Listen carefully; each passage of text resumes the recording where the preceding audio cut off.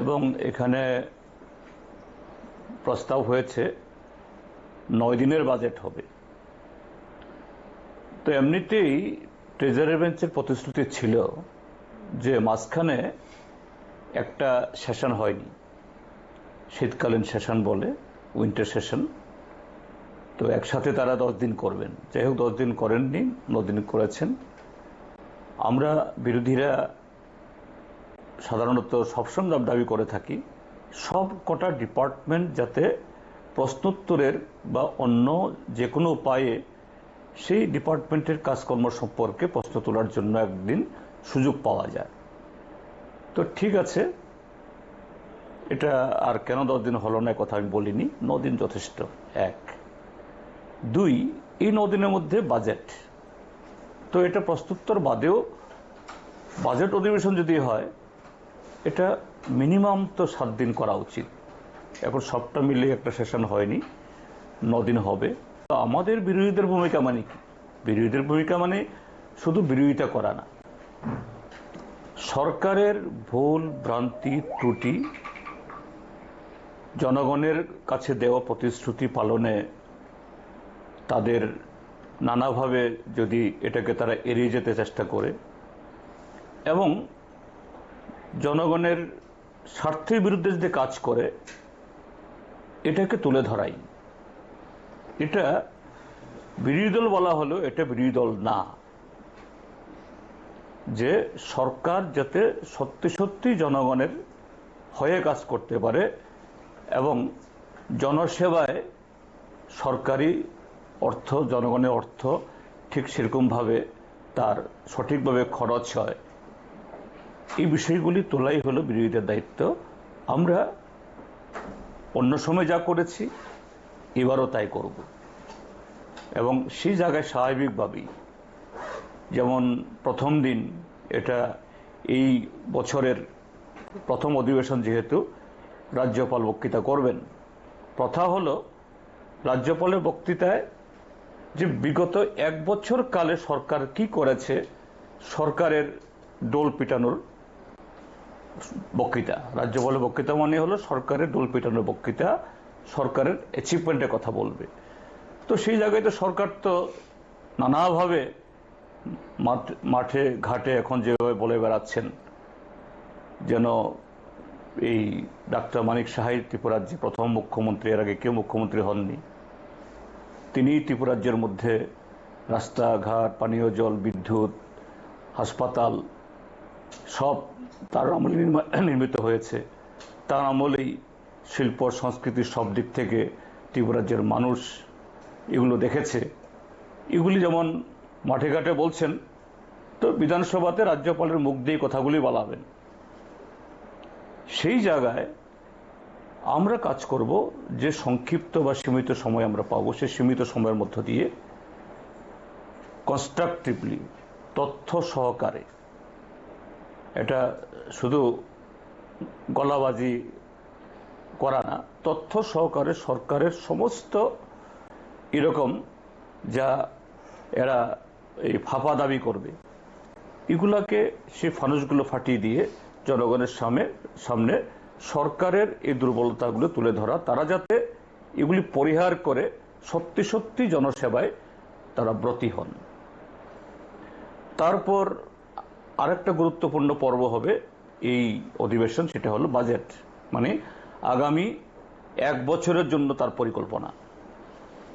তো এখানেও সরকার বলবে আমরা এই কাজ করেছি বিগত দিনগুলোতে, আগামী দিন আমরা ত্রিপুরাকে মডেল থেকে আরো বড় মডেল করব।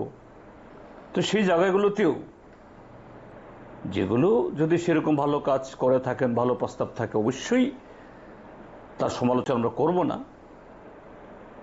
এমনকি যদি সেগুলোর সমর্থনযোগ্য হয়, সমর্থন করতে আমাদের আপত্তিও থাকবে না, ভালো কাজকে ভালোই বলবো।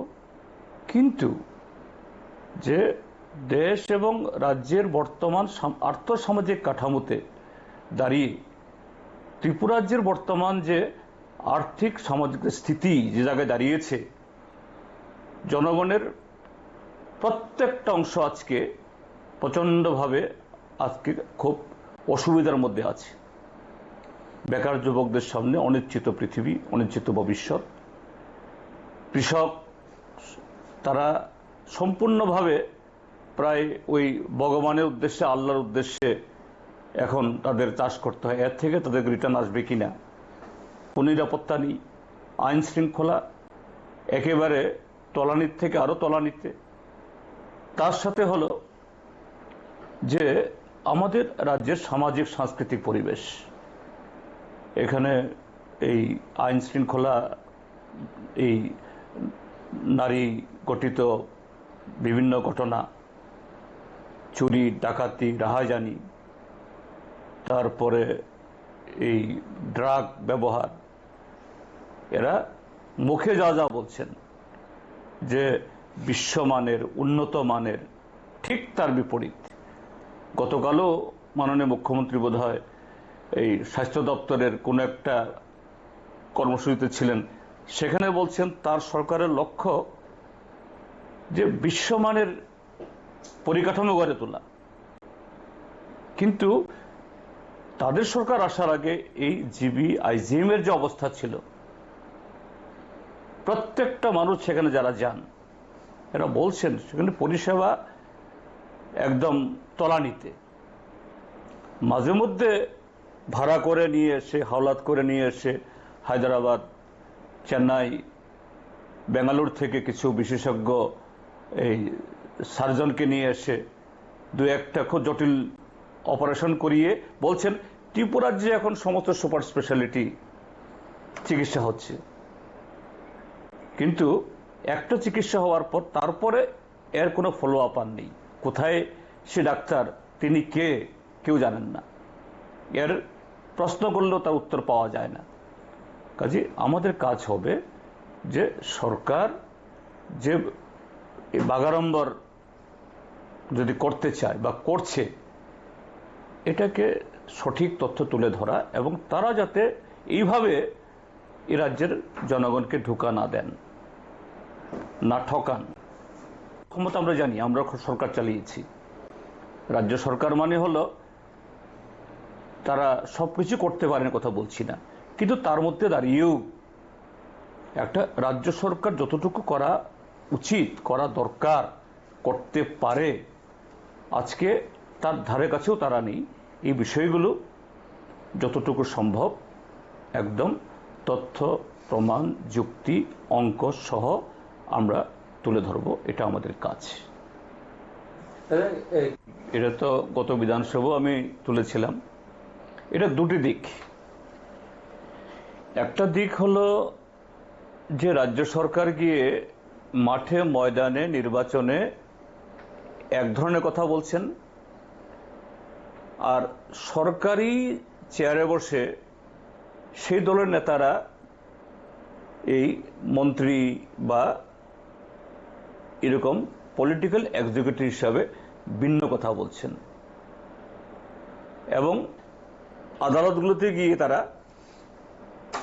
তাদের সেই চরিত্রের প্রতিফলন ঘটাচ্ছেন। যেমন এই যে সর্বশিক্ষা অভিযান, টেট শিক্ষক শিক্ষিকা, আরো কিছু যারা হাইকোর্টে কেস করে হাইকোর্ট তাদের পক্ষে রায় দিল যে এ রাজ্যে যেভাবে এই ফিক্সড পে চাকরি নিয়োগ হচ্ছে এটা অসাংবিধানিক। তাদেরকে একদম প্রথম দিন থেকেই তাদের সমস্ত এরিয়া সরিয়ে দেওয়া দরকার, আর এরকম ফিক্সড পে যাতে না থাকে, আগামী দিন যাতে এটা সম্পূর্ণভাবে সরকারের এরকম কোনো অ্যাপয়েন্টমেন্টের ক্ষেত্রে যাতে না হয়। কিন্তু এরা এসএলপি করলো গিয়ে সুপ্রিম কোর্টে গিয়ে, সেখান থেকে বোধহয় আপাতত একটু স্থগিতাদেশ পেয়েছে। তো এটা একটা দিক। কিন্তু এই বিজেপি 2018 বিধানসভার আগে কি বলেছিল যে fixed pay, contingency, DRW, part time, এই শব্দগুলোই নাকি ত্রিপুরা রাজ্য থেকে অভিধান থেকে তুলে দেবে, কেউ যাতে আর কোনোদিন এগুলো উচ্চারণ না করে।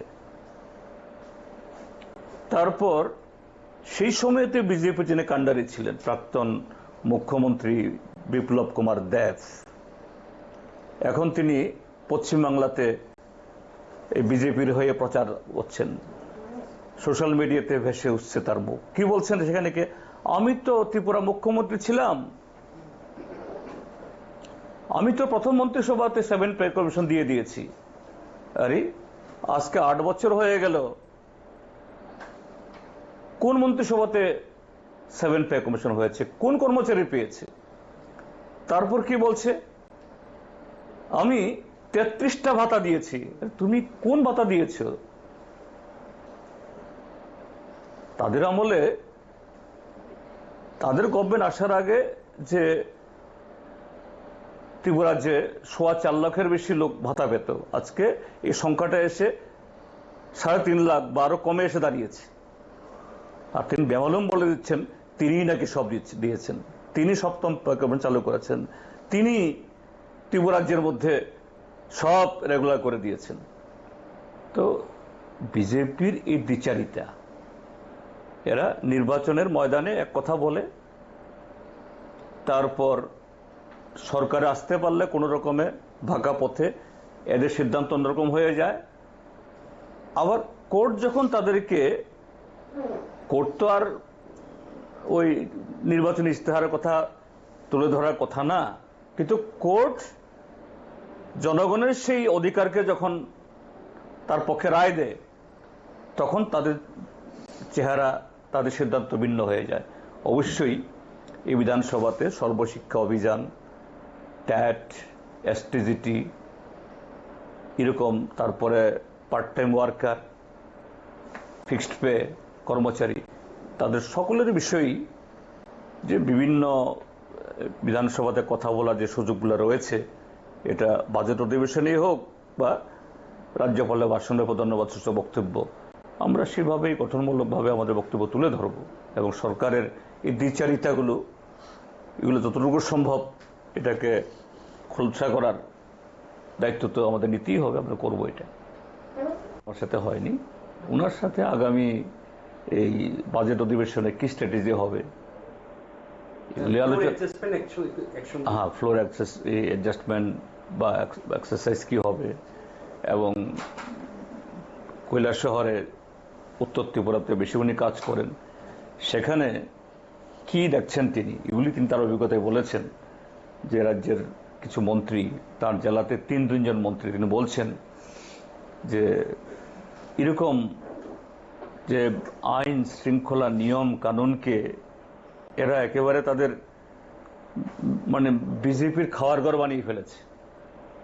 কিভাবে এগুলাকে এক্সপোজ করা যায়? ঠিক আছে, বললাম দরকার সবাই মিলে আওয়াজ তুলুন, ভোট এক জিনিস, আর মানুষের স্বার্থে, জনগণের স্বার্থে, রাজ্যের স্বার্থে যে এই যদি কেউ খারাপ কাজ করে থাকে এটাকে তুলে ধরা, এটা গণতান্ত্রিক দায়িত্ব।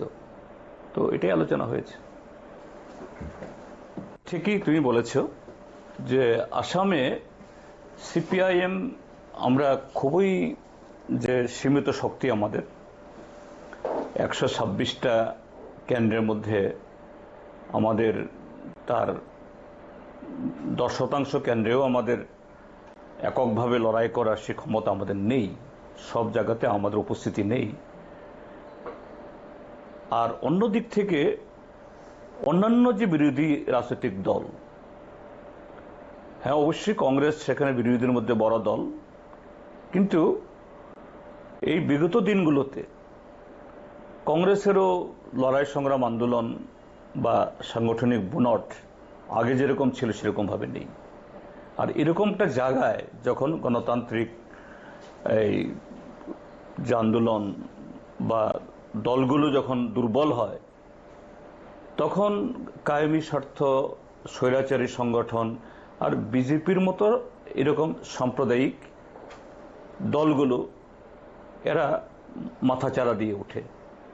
আর আসামে বিগত 2টি টার্মে সেখানে বিজেপি পরিচালিত সরকার, সেকেন্ড টার্মে যিনি মুখ্যমন্ত্রী তিনি এই কংগ্রেসের সময়েতে দুর্নীতির অন্যতম চাই ছিলেন। তার বিরুদ্ধে যখন এই সিবিআই এর তদন্ত শুরু হলো, সে কংগ্রেসের শিবির থেকে লাফ দিয়ে বিজেপিতে ঢুকেছে। আর বিজেপি এই তাকে দিয়ে যাবতীয় তাদের যে তথাকথিত হিন্দু রাষ্ট্র নির্মাণের জন্য যা যা পরীক্ষা নিরীক্ষা করানো আমাদের রাজ্যে যেমন করছে, আরো জঘন্যভাবে এই আসামে করছে। এবং প্রতিদিন একটা মুখ্যমন্ত্রীর চেয়ারে বসে, সাংবিধানিক চেয়ারে বসে তিনি বলছেন একটা সম্প্রদায়কে টার্গেট করে যে তাদেরকে উত্তক্ত করা, শাস্তি দেওয়া, চাপে রাখা, তাদেরকে যে দিনকে দিন কিভাবে এই দুর্বল করে দেওয়া, এটাই আমার কাজ। যার বিরুদ্ধে আসামের সমস্ত বুদ্ধিজীবী এবং যারা সমাজের উপরতলার লোক, এরা প্রতিবাদ করেছেন। সুপ্রিম কোর্টে কেস হয়েছে। সুপ্রিম কোর্ট এখন গুয়াহাটি হাইকোর্টকে নির্দেশিকা দিয়েছে তারা যাতে এই সিরিয়াসলি এই মন্তব্যগুলো তারা বিচার করেন। এবং পত্রিকায় দেখেছি ইতিমধ্যে আসামের মাননীয় মুখ্যমন্ত্রীকে নোটিশও করা হয়েছে। তো এরকম একটা পরিস্থিতিতে আসামে যেরকম ভাবে আজকে সেখানকার রাজনৈতিক বা সামাজিক অর্থনৈতিক বাতাবরণ চলছে, এটা গোটা উত্তর পূর্বাঞ্চলের জন্য উদ্বেগজনক, সারা দেশের জন্য। তো তাকে যদি আমরা প্রতিহত না করতে পারি, তাহলে এটা শুধু আসাম না, গোটা উত্তর পূর্বাঞ্চলের ভবিষ্যতে আগামী দিন অনিশ্চিত হবে। সারা দেশে এই শক্তি আরো বেশি যে ঠাঁই পাবে। তো এই জন্য আমরা অনুভব করেছি যে বিজেপিকে হারানোর জন্য ধর্মনিরপেক্ষ এবং গণতান্ত্রিক শক্তি ঐক্যবদ্ধ হওয়া দরকার। এবং কংগ্রেস দল সেখানে তারাও এটা অনুভব করছেন এবং সেই হিসাবে তাদের সাথে বোঝাপড়া করে আমরা 3টা সিট দাবি করেছি। ইতিমধ্যে 2টা সিটে আমাদের তারা এই মানে এই আলোচনাতে স্বীকৃত হয়েছে। একটা হলো এই ইয়েতে কি বলে গোরেশ্বর, আরেকটা এই নামটা ভুলে গেলাম আমি, যেটা আমরা সিটিং সিট। আরো একটা সিটের জন্য আমরা আমাদের আলোচনা সেখানে চলছে। কোথাও না কোথাও কি মানে বিজেপির ইয়েতে বিরোধী শক্তিকে আবার একত্রিত করে আপনারা সেখানে না, বেরিয়ে যাওয়ার কথা না, কিন্তু আলোচনা তো কোনো আলোচনাই তো এই প্রথম দফায় আলোচনাতে চূড়ান্ত হয় না। তো কয়েক দফা আলোচনা হয়েছে, আস্তে আস্তে ডিফারেন্সেস গুলো বা দূরত্বগুলো এগুলো মিনিমাইজ হয়ে একটা জায়গায় এসেছি। কংগ্রেসের সাথে শুধু মাঝখানে রাইজর দল, তাদের সাথে একটা দূরত্ব হয়েছিল, এই দূরত্বটা এখন কমছে। তারা 15টা সিট দাবি করেছিল অখিল গগৈয়ের দল, এখন বোধহয় 8-9টাতে এসে রফা হবে। আজকে বীরজিৎ সিং আপনার চেম্বারে এলেন,